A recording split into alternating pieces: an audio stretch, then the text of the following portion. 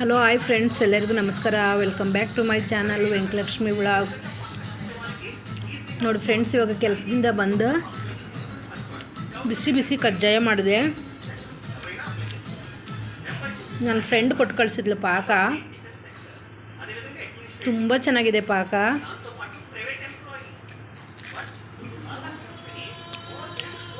ಅಶಕನೂ ತಿಂತಾಯಿದ್ದೆ ನಾನು. ನೋಡಿ,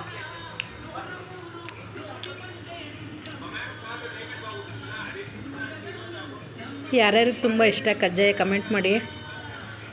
ನೋಡಿ, ಇಷ್ಟೊಂದು ಕಜ್ಜಾಯ ಇದೆ, ಪಾರ್ಸಲ್ ಮಾಡ್ತೀನಿ ನಿಮಗೆ.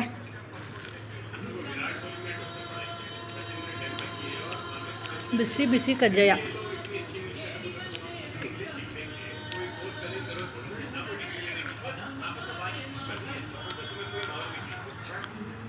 ಹಾಗೆ ನಮ್ಮ ಚಾನಲ್ನ ಪ್ಲೀಸ್ ಸಬ್ಸ್ಕ್ರೈಬ್ ಮಾಡ್ಕೊಳ್ಳಿ.